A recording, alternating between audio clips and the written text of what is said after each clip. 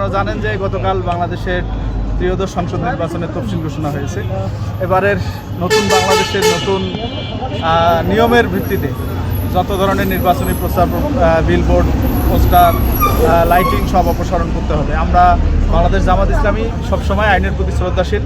আমরা আগামী নির্বাচনটাকে সুষ্ঠুভাবে পরিচালনা করার জন্য নির্বাচন কমিশনের পক্ষ থেকে যে আইন আছে সেটাকে আমরা মানার অংশ হিসাবে আপনারা জানেন যে 48 ঘন্টা সময় পেয়েছি। আমরা আমাদের নেতাকর্মীদেরকে আজকে 5টার সময় দিয়েছি যে আমরা আজকে 5টার পর থেকে অপসারণ শুরু করবো। ইনশাআল্লাহ আগামীকাল নির্দিষ্ট সময়ের আগেই আমরা আমাদের সকল ফেস্টুন, ব্যানার, বিলবোর্ড যেখানে যেটা আছে আমরা আমাদের সকল দায়িত্বশীলদেরকে নির্দেশনা দিয়েছি, আমরা সেগুলো অপসারণ করতে সক্ষম হব ইনশাআল্লাহ।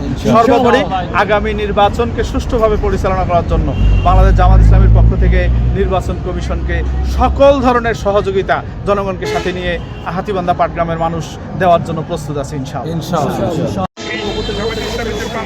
আনোয়ারুল ইসলাম রাজু তিনি কিন্তু আমাদেরকে এই বিষয়টি নিশ্চিত করেছেন। আমি আপনাদেরকে বলতে চাই যে বিভিন্ন প্রার্থীরা কিন্তু এবং তাদের এই কাজ আগামীকাল সম্পূর্ণ হবে বলে আমাদেরকে এই বিষয়টি নিশ্চিত করেছেন। আমি একটু আপনাদেরকে বলতে চাই, ইসি রয়েছেন তিনি কিন্তু এই ঘোষণা করেন। এই ঘোষণার পরেই কিন্তু প্রার্থীরা কিন্তু এই যে আজ থেকে কিন্তু এই তাদের নিজের ব্যানার ফেস্টুন খুলে খেলা শুরু করেন। এবং আমি আপনাদেরকে বলতে চাই যে জামায়াত ইসলামী যে প্রার্থী রয়েছেন আনোয়ারুল ইসলাম রাজু তিনি কিন্তু বলেছেন ভাই আপনারা যদি সব কিছু শুনে নেন তাহলে তো হবে। ঠিক আছে।